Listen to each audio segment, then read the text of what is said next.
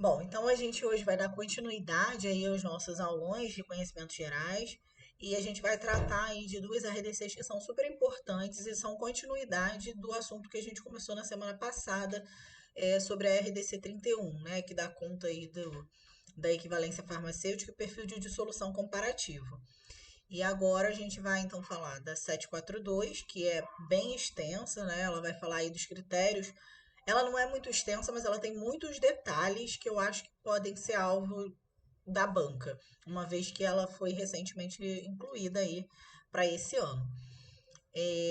Então a gente vai tentar esmiuçar aqui o máximo possível. Tem uma parte dela que eu vou falar para vocês que eu acho importante depois vocês lerem com atenção por conta, né? Principalmente quando ela segmenta ali para cada tipo de forma farmacêutica, transdérmico, né? Medicamentos de liberação prolongada, algumas particularidades em relação aos critérios de condução desses estudos de biodisponibilidade relativa e bioequivalência, tá? Que aí eu não trouxe para cá essa pormenorização, mas acho importante vocês terem isso em mente. E a RDC 749, que é a de estudos de bioequivalência, que é a de, na verdade, bioisenção, né? É a RDC que vai dar conta de isentar aí os estudos de bioequivalência ou biodisponibilidade relativa. Então, ela é, na verdade, a exceção ali da 742, tá? Bom, vamos começar pela 742, que é aí a grande novidade, uma das grandes novidades nesse concurso. Então, ela é uma RDC que vai dispor dos critérios para a condução desses estudos de biodisponibilidade relativa e bioequivalência, estudos farmacocinéticos. É, a gente vai ter que conduzir esses estudos normalmente no contexto, né, como a gente já falou na aula passada, de registros de genérico, similar e para algumas alterações pós-registro que a Anvisa classifica como uma alteração maior, lá pela RDC 73. Essa RDC ela tem como objetivo, né, a condução desses estudos, os critérios, para estabelecer os critérios de condução desses estudos, visando então garantir a qualidade, a segurança e a eficácia desses medicamentos genéricos, similares, novos, inovadores e produtos biológicos. Então, ela também vai se aplicar aí a produtos biológicos, tá? Atenção a esse ponto. Essa resolução abrange os estudos de biodisponibilidade relativa e bioequivalência e os estudos farmacocinéticos, que vão compor os dossiês de anuência em pesquisa clínica, seja na fase de registro, né? Então também vai ser aplicável aí para esses medicamentos novos e inovadores, ou na fase do pós-registro, quando a gente fala aí de alterações que venham a ser feitas nesse produto tanto de genéricos, similares, novos, inovadores e produtos biológicos. Ela vai Essa resolução se aplica a esses estudos e vai no intuito de compor o dossiê de registro, né, desses medicamentos. E provas adicionais, novos estudos ou avaliação de parâmetros diferentes descritos nessa resolução poderão ser solicitados a qualquer momento pela Anvisa. Então, na verdade, eu tentei fazer aqui primeiro um esquema assim, né, geral do que ela vai trazer.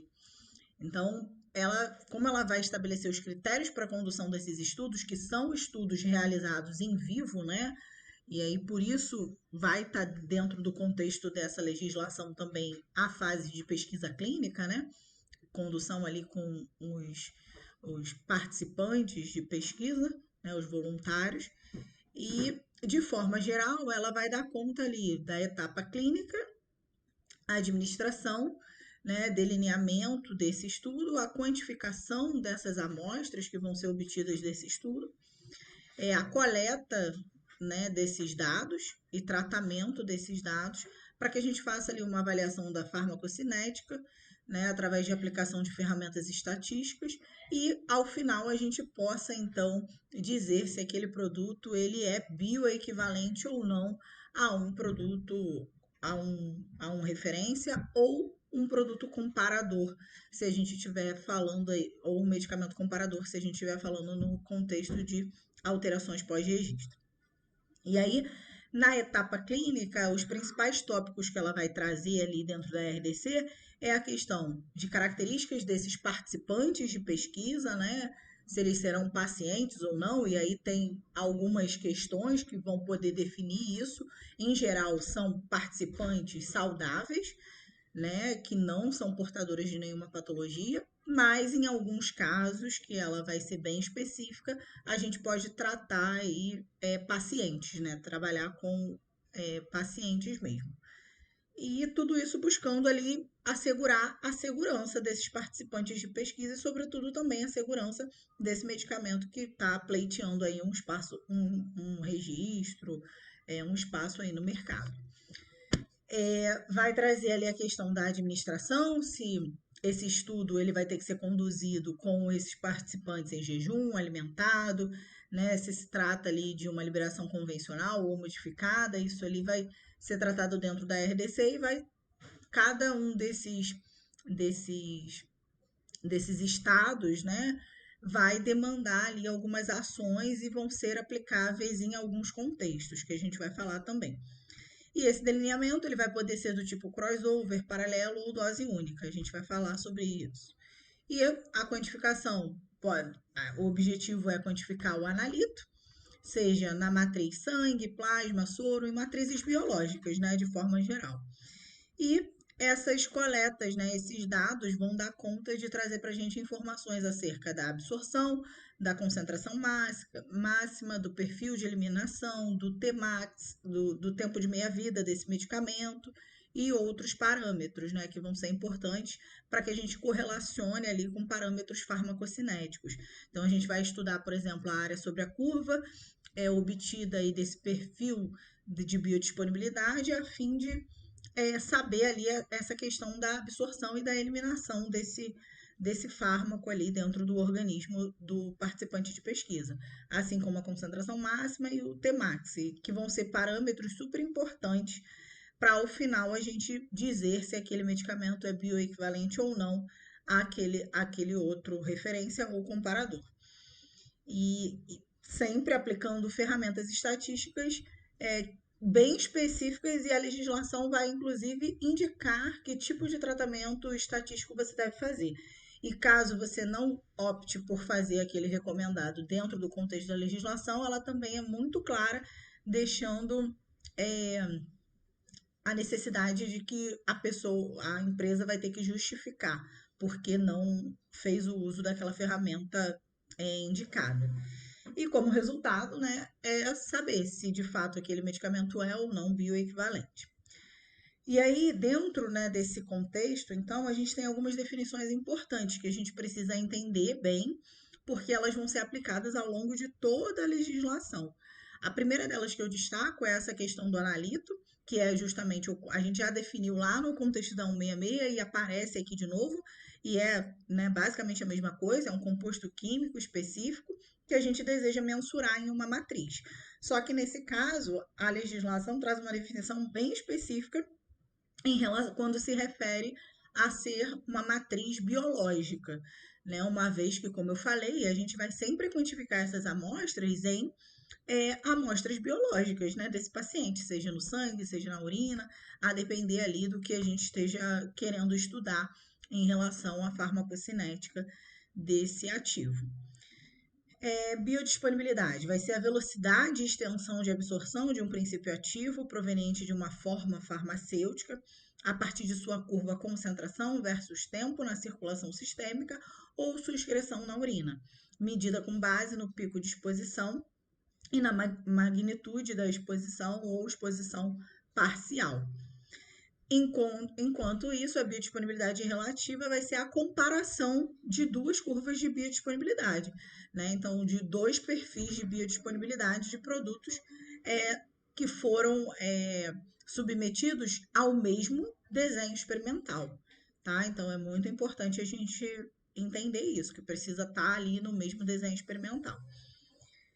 O estudo para analisar esses parâmetros que vão dar conta da biodisponibilidade, né, a área sobre a curva, o Cmax, o Tmax, eles precisam ser determinados de forma, né, concomitante, tanto para aquele medicamento referência como para aquele medicamento teste, referência ao comparador como para o teste.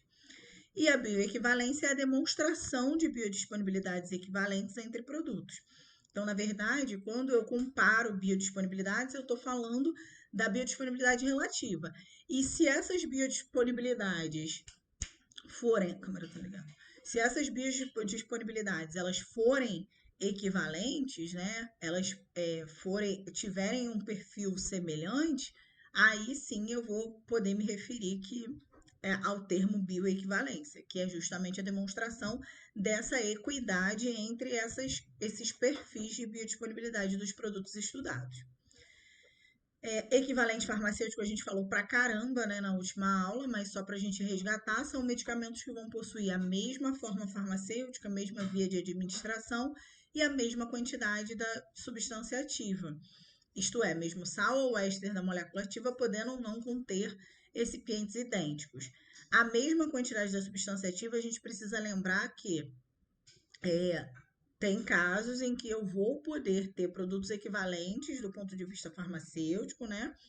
Mas que possuem quantidades diferentes de substância ativa. Na verdade, quando ele está falando aqui mesma quantidade de substância ativa, ele está se referindo à mesma quantidade liberada dessa forma farmacêutica naquele determinado tempo avaliado, tá? Porque eu posso ter um comprimido, como a gente falou, de liberação prolongada, que vai ter ali uma concentração muito maior do fármaco do que, por exemplo, um comprimido de liberação simples, né? Que vai ter ali uma única dose, enquanto esse de liberação prolongada vai ter múltiplas doses na sua composição.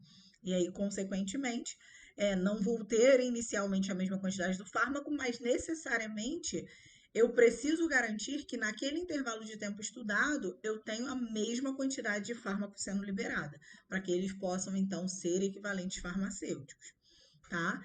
E devem cumprir ali com os mesmos requisitos da farmacopeia, preferencialmente farmacopeia brasileira, mas pode também acontecer de eu utilizar outros compêndios oficiais, se não a farmacopeia brasileira, tá? Formas farmacêuticas de liberação modificada, que é justamente o que eu falei, né, que vão requerer reservatório ou excesso, poderão ou não conter a mesma quantidade da substância ativa, desde que liberem quantidades idênticas da substância ativa em um mesmo intervalo posológico, tá? Estudos de equivalência farmacêutica vão ser todos aqueles ensaios físico-químicos, né, normalmente previstos em algum compêndio oficial, e quando aplicáveis até microbiológicos e biológicos, que vão comprovar que dois medicamentos são equivalentes farmacêuticos. Estudos farmacodinâmicos, que é o que a gente vai estudar, é o escopo da legislação de hoje, vão ser aqueles estudos relacionados à administração de um fármaco a um efeito mensurável.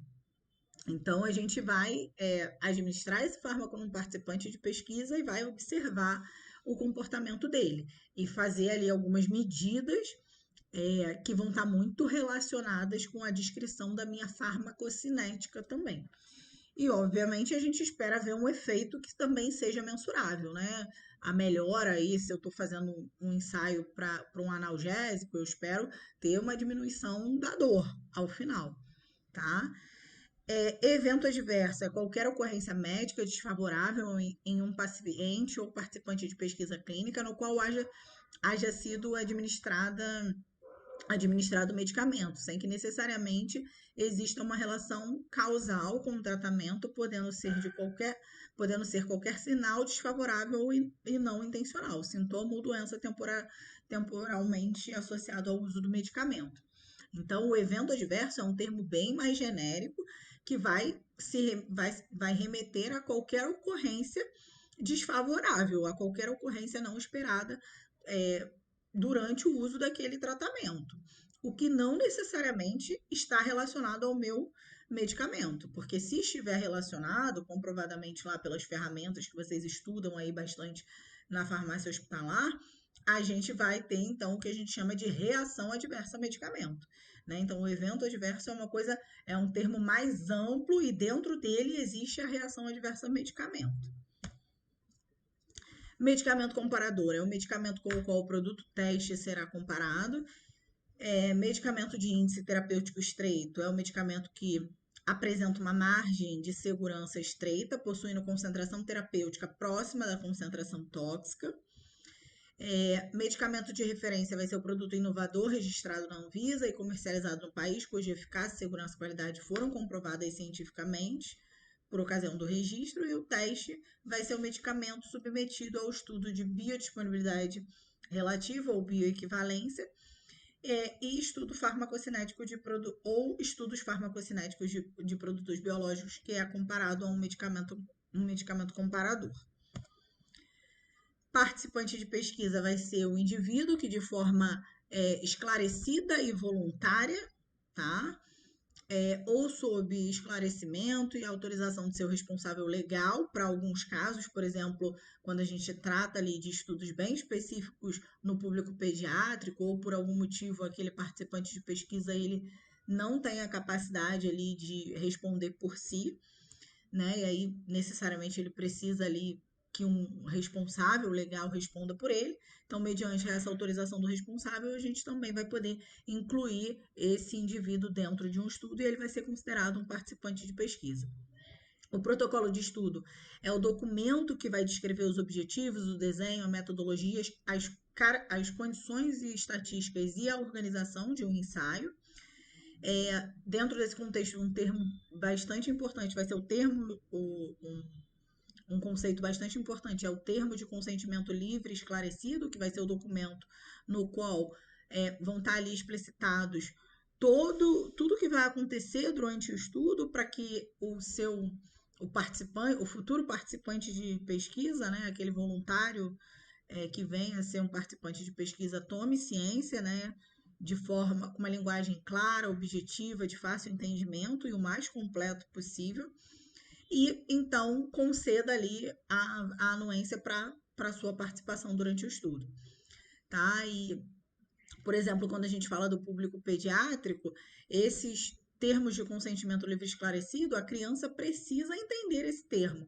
E aí, muitas vezes, tem até a possibilidade de recorrer a animações, fazer na forma de desenho, enfim, desde que contemple ali todas as características e todas as coisas, né, das quais a criança vai ser alvo e que ela consiga ali tomar ciência do que de fato ela vai ter que participar, por mais que se tenha ali um responsável legal, tá? Unidade farmacotécnica é a fração unitária do medicamento, corresponde a um frasco ampolo, uma ampola, uma seringa preenchida, um flaconete, um sachê, um envelope, um comprimido, enfim. Ou a forma basicamente uma unidade ali da forma farmacêutica que se pretende desenvolver ou registrar, tá? Bom, e aí a gente chega então aqui na definição, né? Vamos falar agora um pouquinho de dossiê do estudo. Então, no dossiê do estudo, né, que é um documento ali que a gente vai ter que ter para começar esse estudo, vai ser onde eu vou registrar o resumo de de tudo que acontecer no meu estudo de biodisponibilidade relativa e bioequivalência. Tanto com o meu, mesmo para o meu medicamento teste e aí a exceção a isso vão ser os estudos com pilotos realizados para fins exploratórios, tá? E aí esse documento precisa estar disponibilizado de forma eletrônica para a Anvisa, indicando ali minimamente a finalidade do estudo, quais são os medicamentos testes e comparadores utilizados, os lotes dos medicamentos, os desenhos adotados para esse estudo e os resultados obtidos. Entende-se como o mesmo medicamento teste, os diferentes lotes desse medicamento, incluindo aqueles que foram produzidos com alteração menor, moderada ou maior. E o relatório completo dos estudos poderá ser solicitado a qualquer momento. No caso de um mesmo medicamento teste apresentar estudos com conclusões diferentes, deve ser apresentada uma justificativa para a aceitação de um resultado em detrimento do outro. Bom, medicamentos em estudos.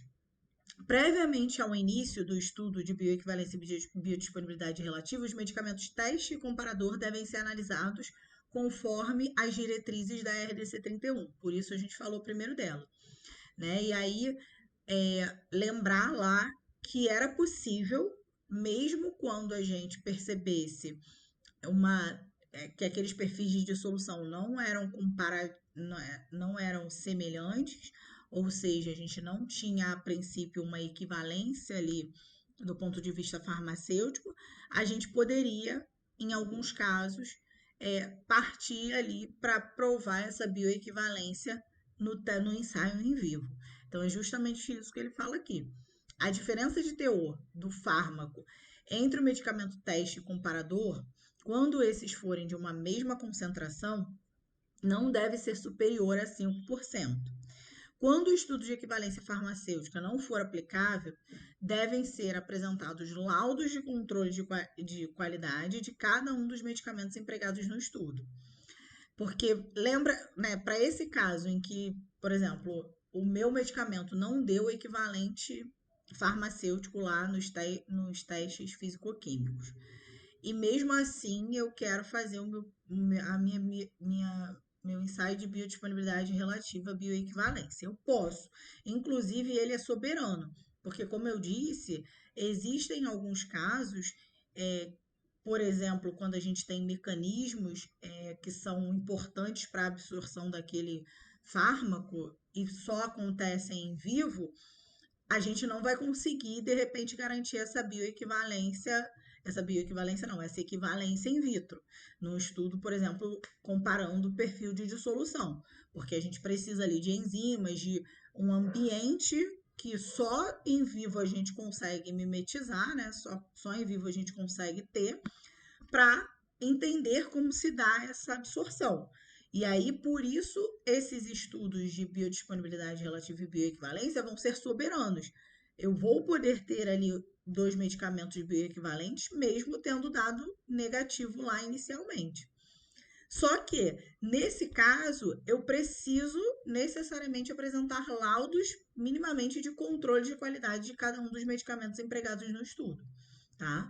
Para garantir ali que eles cumprem as exigências ali do ponto de vista de controle físico-químico. Por mais que não sejam iguais, eles cumprem ali as exigências da farmacopeia, tá? E os casos que a gente tem essa diferença ali menor, né, não superior a 5%, são os casos que normalmente a gente, né, vai fazer aí a biodisponibilidade relativo e bioequivalência, na verdade, quando houver necessidade, né? Não for um caso de bioisenção que a gente vai ver no contexto da 749. Então, para medicamentos classificados como genéricos ou similares, o estudo deve ser realizado com o mesmo lote utilizado no estudo de equivalência farmacêutica. Então, aqui também eu preciso ter ali os mesmos lotes que eu usei inicialmente, tá? No contexto da RDC 31. E quando não for possível, eu preciso justificar por que eu estou usando lotes diferentes.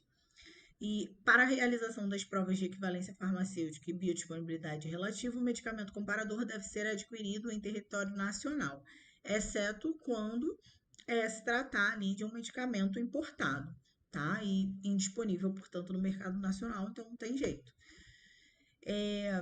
Aí eu vou ter que comprar, né, importar e vou usar ele mesmo. E aí a gente chega, então, na primeira etapa aí desses estudos. Então, uma vez que eu não estou dentro daqueles casos de bioisenção, né, fui equivalente farmacêutico e tive um perfil de dissolução comparativo lá semelhante, né, com o meu F2 maior do que 50%.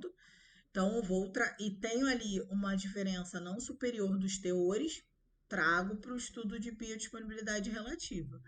Ou para aqueles casos em que não tive equivalência in vitro, mas quero testar em vivo, porque eu sei que esse meu fármaco depende de mecanismos que só acontecem no organismo vivo. E aí, beleza, vamos então fazer esse estudo, porque é um estudo caro, tá? Então eu não vou fazer sem ter a certeza ali e tá muito bem respaldada tecnicamente, né, sobre esse medicamento e a necessidade de fato de realização desse estudo. Então, a gente chega à etapa clínica, que é a primeira fase, e como recomendações gerais, a gente tem que ter em mente o seguinte: devem ser realizados preferencialmente, como eu disse, em participantes saudáveis. E aí eu grifei ali o preferencialmente, porque existem exceções que estão descritas nessa legislação. Então, atenção. A inclusão de participantes vai sempre exigir, de participantes, de pacientes, né? No caso de eu não utilizar participantes de pesquisa saudáveis, eu, né, querer fazer ali com uma população acometida por determinada doença, ou seja, um paciente, eu vou precisar justificar tecnicamente, tá? Por que disso? E devem ser observados os princípios éticos. Então, vão ter que seguir ali todos os trâmites que estão elencados na 14.133, que não é alvo de vocês, mas é hoje a lei que vai reger aí os estudos com humanos, né? Tudo que envolve aí humanos do ponto de vista de ética, né? Então, princípios éticos previstos em normas brasileiras e acordos internacionais. O protocolo de estudo e o TCLE, que é o termo de consentimento livre esclarecido, devem ser aprovados por um comitê de ética, tá? Então, a gente precisa fazer lá um registro desse estudo na Plataforma Brasil. Uma vez que a gente registra esse estudo na Plataforma Brasil, ele vai ser direcionado para algum CEP, que são esses comitês de ética em pesquisa, que ali a gente tem experts da área, né? Não necessariamente assim, são pessoas referências na área de pesquisa e que detém ali um conhecimento sobre a lei, sobre esses acordos e vai, enfim, avaliar o seu projeto para ver se do ponto de vista ético tá tudo certinho. E aí, uma vez que você recebe essa anuência do CEP, aí sim você inicia a sua pesquisa aí com seres humanos, né, nesse caso, para comprovar aí a bioequivalência ou não. E nenhum procedimento vai poder ser iniciado sem o TCLE, que é o termo de consentimento livre esclarecido. Então, seu participante de pesquisa vai precisar, uma vez que o CEP tenha avaliado, após a avaliação do CEP, que inclusive ele vai analisar aí o seu termo, aí você passa para os seus futuros participantes para ver se eles de fato querem participar da sua pesquisa. E o ideal é que o sexo dos participantes, né, seja representativo da população indicada em bula. Então, se eu estiver falando de uma doença que acomete só mulheres, né, de um tratamento que só faz sentido para mulher, então eu vou ter ali 100% de sexo feminino. E se não, né, o ideal é que eu equilibre aí as populações, homens e mulheres, estejam ali compondo essa minha amostra, tá? E em situações de toxicidade, pode-se justificar a inclusão de apenas parte da população-alvo. Então, a questão ali da inclusão dos pacientes, né, que eu já destaquei. Aí vamos às características dos participantes de pesquisa. Né? Eu vou ter que recrutar participantes de pesquisa com idade igual ou superior a 18 anos e capazes de, né, assinarem e de entenderem e assinarem esse TCLE. Normalmente eles vão ter que possuir ali um IMC entre 18 e 30 quilos por metro quadrado. Evitar indivíduos fumantes com histórico de alcoolismo ou uso de drogas, né? Então é um perfil ali, um corte da população saudável aí. No caso de estudos que necessitem de participantes de pesquisa com características diferentes das citadas anteriormente, a inclusão dos mesmos deve ser justificada. E aí, no caso ali de grávidas e lactantes não devem participar de estudo, tá? O ideal é que não participe. Quando aplicável, deve ser prescrito métodos contraceptivos e ou selecionadas participantes com esterilização definitiva, tá? Então, se eu quiser fazer com uma grávida, não com uma grávida, né? Mas, por exemplo, uma lactante e tal, eu vou precisar garantir que, sei lá, ela já tenha passado por uma laqueadura, né? Ou ela esteja ali em uso de algum método contraceptivo, para justamente a gente não ter ali a possibilidade de causar um evento adverso, uma reação adversa ao medicamento para o bebê, tá? Avaliação clínica vai acontecer antes e após o estudo, e aí a gente sempre vai prezar ali, né, nessa fase, pelo levantamento do histórico médico desse paciente, desse participante, exame físico, eletrocardiograma a gente vai ter que fazer, avaliações laboratoriais diversas, então, como as que estão aqui descritas, então, hemograma, ureia, creatinina, né, para poder avaliar aí o estado de saúde desse paciente antes do estudo e também após o estudo. E durante também, né, que a gente vai estar ali fazendo coletas para avaliar o fármaco, a gente acaba também avaliando outros parâmetros relacionados ali, tá? É importante a gente não perder de vista a questão da segurança desses participantes. Então, considerar advertências, precauções, contraindicações, interações medicamentosas, eventos adversos descritos na bula do medicamento comparador. Então, até porque, assim, quando a gente fala de genérico e similar, a gente não está partindo do completo nada, né? A gente tem aí o medicamento referência, a gente tem o comparador, então a gente já sabe de um estudo clínico que foi realizado previamente, o que a gente pode esperar, né, de reação daquele medicamento. Então, é mais tranquilo perceber e garantir essa segurança do que quando a gente está falando aí no contexto de um ensaio de pesquisa clínica para registro de um medicamento novo ou inovador. Tá? Realizar monitoramento específico dos eventos adversos potenciais, adotar procedimentos adicionais de monitoramento quando necessário.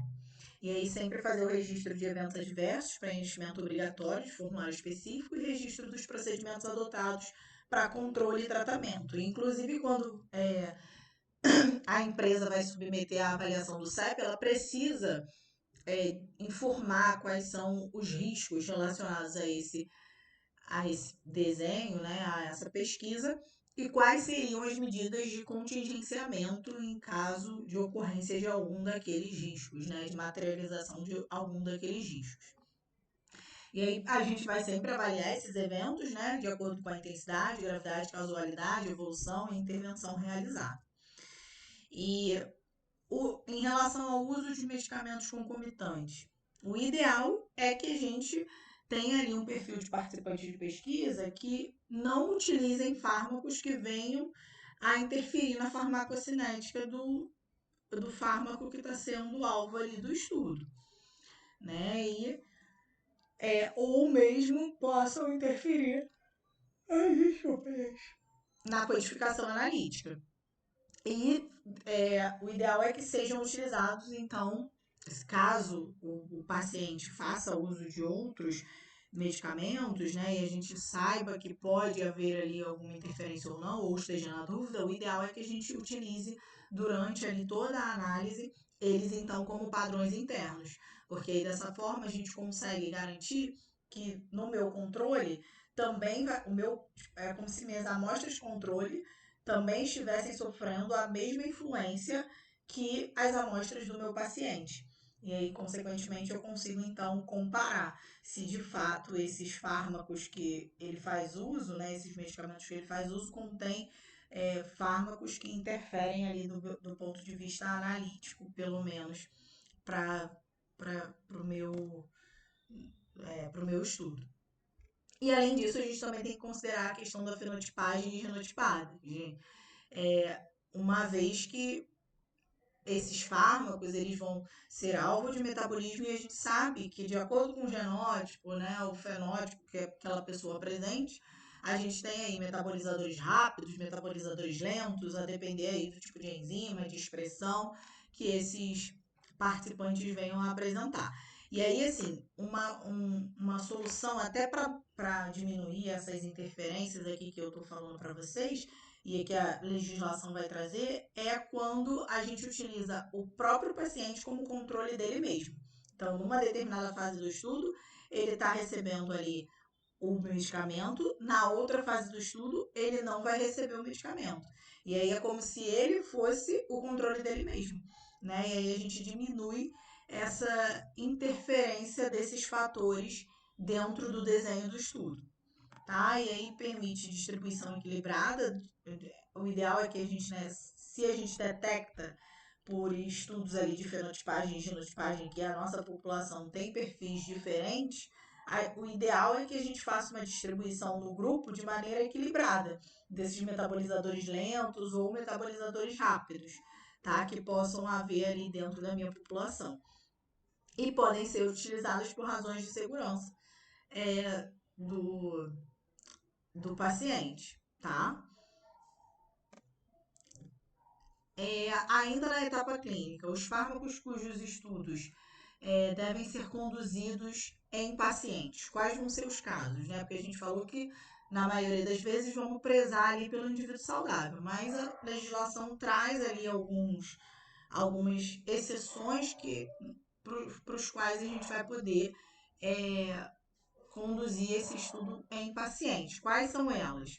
É permitido para medicamentos com risco significativo à segurança. Pacientes, né, têm que pertencer à população-alvo do medicamento. Devem estar em tratamento para indicação prevista em bula. Incluir apenas pacientes clinicamente estáveis, então precisa respeitar tudo isso para que a gente consiga incluir um paciente, né, e conduzir esse estudo com paciente. Preferência por pacientes em monoterapia, por conta, né, do que a gente já falou, da possibilidade de interferência do ponto de vista analítico, mas não só analítico, também do ponto de vista de farmacocinética e farmacodinâmica no organismo vivo. Em casos de politerapia, as comedicações devem permanecer em todos os períodos do estudo. E aí o que a gente normalmente faz, é o que eu falei para vocês, aquele paciente vai ser o controle dele mesmo, para que a gente consiga, e vai utilizar também aí os padrões internos, para que a gente consiga minimizar essas variações. Em caso de participação de pacientes com distintos esquemas terapêuticos de dose, devem ser administrados unidades farmacotécnicas da mesma concentração. Então, eu posso ter pacientes que, por exemplo, um toma 100 miligramas, o outro toma 50 miligramas. Só que, para que eu administre durante o meu estudo, todo mundo vai ter que tomar os 50 miligramas. Um vai tomar 2 comprimidos, o outro vai tomar 1 comprimido. Não tem problema. Mas não dá para eu... não, ele toma 100 miligramas, então ele vai tomar um comprimido de 100 e o outro de 50. Não. A gente vai ter que sempre prezar pela questão da concentração da unidade farmacotécnica, de ser a mesma concentração daquele comprimido, daquela cápsula, daquele sachê, daquela unidade ali que a gente estiver estudando. Então, caso o número de unidades farmacotécnicas a ser administrado seja incompatível com a dose a ser utilizada, o paciente não deve ser incluído no estudo. Então, vamos supor que eu não tivesse a apresentação, sei lá, o cara faz 175 não é um bom exemplo, porque é 25, né? Não, é 50 que eu falei. Então, vamos supor que a unidade farmacotécnica de um medicamento seja 50 miligramas, a menor. Um faz 50, o outro faz 175. Esse que faz 175, eu não posso dar 3 unidades farmacotécnicas ou 4, porque 3 eu vou estar aquém da dose que ele toma, e 4 eu vou ultrapassar a dose terapêutica lá que ele toma, e que funciona para o tratamento dele, na indicação prevista. Então, esse paciente de 175, ele não pode ser incluído no meu estudo, porque essa menor unidade farmacotécnica, né, para atender ali a maioria, que seria os 50 miligramas, não atende esse paciente. Tá claro? E aí, eu trago aqui um exemplo prático, né? Paciente A, B e C. Então, a dose habitual do paciente A é 100 miligramas, do paciente B é 200 miligramas. Peraí, vocês estão falando algo? Ah, tá. Vai acabar em 15 minutos. Do paciente B é... Eu vou tudo isso, gente.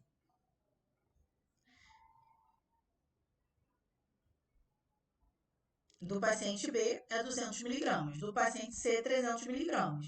Então, a administração do estudo vai ser todo mundo fazendo a menor unidade farmacotécnica, que seria 100 miligramas. Então, o A vai tomar um comprimido, o B 2 e o C 3. Então, todos os participantes recebem unidades farmacotécnicas da mesma concentração, variando apenas o número de comprimidos. Tá claro? Então, situação de exclusão. Paciente, por exemplo, que utiliza 150 miligramas. Eu não poderia incluir nesse estudo, Porque o estudo dispõe apenas de comprimidos de 100 miligramas. A dose não pode ser obtida utilizando as unidades farmacêuticas, as unidades farmacotécnicas previstas. Então, ele está fora do estudo, ele não pode ser incluído. Beleza? Forma de administração dos medicamentos. A administração vai ser conforme a via e o modo descrito na bula do medicamento comparador ou do medicamento referência. O procedimento vai ser padronizado para todos os participantes e condução sempre que possível, o ideal, em jejum, ou com alimento dependente da formulação e da bula. Né? Então, a gente vai ter aí a bula do referência do comparador, para poder nortear o desenho aí do estudo, se vai ser em jejum ou se vai ser no estado alimentado. O normal, né, se não tiver nada na bula previsto, é fazer na condição em jejum. E aí, ó, uso de jejum, né? A situação, uso exclusivo em jejum. O estudo vai ser, se eu tiver lá na bula, uso exclusivo em jejum. O estudo vai ser conduzido em jejum. Se eu tiver lá, uso exclusivo com alimento, o estudo vai ter que ser conduzido com alimento. Agora, uso permitido em jejum ou com alimento. Aí eu vou ter que fazer os dois, jejum e alimentado. E sem orientação clara na bula, eu também vou conduzir o jejum e o alimentado. Então, formulações especiais podem exigir estudos nas duas condições. Alguns fármacos podem exigir estudos adicional com uso prévio de inibidor de bomba de próton. Tá? Então, isso é uma observação aí que a legislação traz. E aí eu botei aqui uma pegadinha, né? Se a bula permitir jejum e alimentado, aí eu realizo os dois. Mas isso é claro. Eu acho que a dúvida maior é quando não tem orientação na bula, né? Para ficar claro aí essa questão de que vai fazer também jejum e alimentado. E aí, no caso do jejum, o que vai significar o jejum? Mínimo de 8 horas antes da administração do medicamento. E jejum mínimo de 4 horas após a administração do medicamento. Tá? Estudos com alimento. Eu vou ter que seguir a composição da refeição descrita em bula. Então, normalmente falar refeição rica em lipídios, alguma coisa assim. E aí eu vou ter que seguir aquela orientação. Se não tiver, na ausência de orientação, o que eu vou fazer vai ser sempre para os meus participantes, uma refeição rica em gordura e altamente calórica. E a administração do medicamento sempre 30 minutos após a refeição, tá? Sendo que antes, né, ele veio de um jejum de 8 horas e aí fez essa refeição altamente calórica e aí 30 minutos depois administrei o medicamento, tá? E aí esse seria o estado alimentado caso não venha nenhum descritivo na bula, nem do referência, nem do comparador. Então, o estudo deve ser conduzido em dose única. Entretanto, nos casos em que tal esquema de dose não é factível em pacientes, o estudo poderá ser conduzido com doses múltiplas. Então, o regime terapêutico dos pacientes não deve ser alterado por conta do desenho do estudo. Em estudos com doses múltiplas, o tempo de início das coletas deve ser o mesmo nos diferentes períodos, devendo ser assegurada a obtenção do estado de equilíbrio antes das coletas das amostras. Que assim, vocês vão ver que todas as amostras que a gente vai analisar depois lá na fase estatística desse estudo, elas foram coletadas sempre nesse estado de equilíbrio, ou seja, depois que eu alcancei lá o meu platô, né, de concentração lá na minha corrente sanguínea, se eu estiver falando aí de CEMAS, né? Então, se eu estiver estudando aí o parâmetro absorção.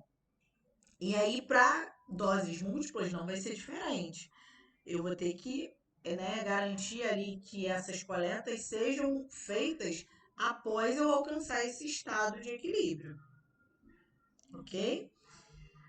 E aí, outro ponto que ele traz, né, em relação à forma de administração dos medicamentos, ele vai contrapor a liberação convencional e a liberação prolongada, em termos de condução do estudo, estado de jejum, né, enfim, alguns parâmetros ali. Então, no caso ali da condução do estudo, a liberação convencional depende da bula e da influência dos alimentos na absorção. Na prolongada, obrigatoriamente, eu vou ter que fazer no estado em jejum e com alimento. Então, para a liberação convencional, vai ser dependente da bula e da influência que esse alimento vai ter ali na absorção. Para a prolongada, não. Eu necessariamente vou fazer em jejum e no estado alimentado. E aí, no caso do estudo em jejum, para a liberação convencional, pode ser necessário, depende do que a bula vai dizer. Para a liberação prolongada, sempre é exigido, como eu acabei de falar. Estudo com alimento, pode ser necessário na convencional, sempre exigido na prolongada. Quando vou realizar os dois? Quando a bula permitir jejum alimentado ou quando não houver orientação clara no caso da liberação convencional. Para prolongada, isso é regra geral para todas as formulações. Exceção. Formulações específicas podem exigir estudos adicionais e, no caso da prolongada, pode haver apenas uma condição mediante justificativa de segurança. Quais vão ser os parâmetros que eu vou analisar na liberação convencional? Área sobre a curva, num tempo X, né? T lá, normalmente equivalente lá a quando o meu medicamento alcança essa condição de equilíbrio. E o Cmax, que é a concentração máxima na corrente sanguínea que esse medicamento que esse fármaco vai alcançar. Para prolongada, eu vou ter esses mesmos parâmetros acrescidos ali da área sobre a curva parcial, né, inicial e final, e essa área sobre a curva, gente, eu estou me referindo à área da curva de biodisponibilidade, né, que é a concentração versus tempo. A gente vai ter ali um mecanismo de transformar essa área sobre a curva num trapézio e a partir do cálculo da área desse trapézio, a gente vai fazer uma estimativa de absorção, tá? E é assim que é esse parâmetro área sobre a curva que é super importante para a gente, por exemplo, fazer comparação aí entre medicamentos e ao final dizer se eles são bioequivalentes ou não, né? Eles precisam estar ali dentro de uma faixa de um intervalo de confiança para que sejam ali bioequivalentes. Influência da bula. No caso da liberação convencional, total, né? Vai determinar a condição de administração. No caso da liberação prolongada, não influencia muito, porque a regra geral é a gente fazer tanto no estado de jejum como no alimentado. Beleza?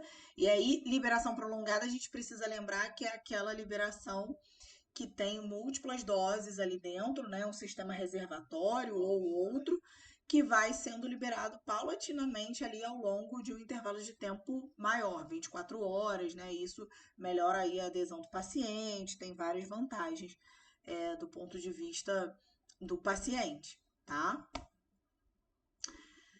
Forma de administração dos medicamentos, né? Ainda relacionado ao convencional e forma de liberação prolongada, né? Um bisuzinho aqui para que vocês tenham esse resumo. Quais são as semelhanças, né, para elas, em relação à etapa clínica desse estudo?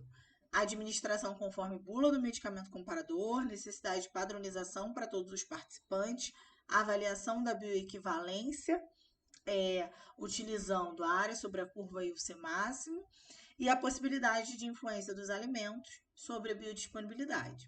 Beleza. Quais são as principais diferenças? Para a liberação convencional, condição do estudo vai ser completamente dependente da bula. Aqui, gente, a administração conforme bula é a administração da unidade farmacotécnica, tá? Não tem a ver com jejum ou alimentado, porque isso só vai ser relevante para o medicamento convencional, de liberação convencional. E no caso uma outra diferença de liberação convencional é poder exigir apenas um estudo, ou jejum ou alimentado, ou ambos, caso não tenha nada descrito ali. Por outro lado, a liberação prolongada, a regra geral é sempre jejum e com alimento, e vai exigir avaliação adicional de área sobre a curva parcial, inicial e final. Beleza?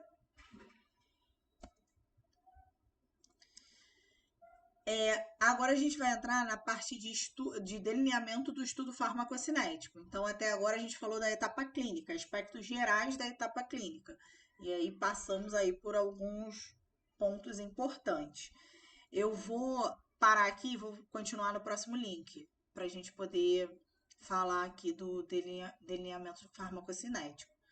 Alguma dúvida, gente, até aqui? Tá claro para vocês? É uma RDC muito descritiva, então não tem muito, né, não tem muito como fugir. O que eu tentei fazer foi resumir, né, destacar algumas informações que eu acho que são importantes, mas ela é muito descritivazinha, né? Então tem que ler mesmo, muitas coisinhas, muito detalhezinho decoreba, não tem muito como fugir, não. Mas tá melhorando aí o entendimento? Como é que tá?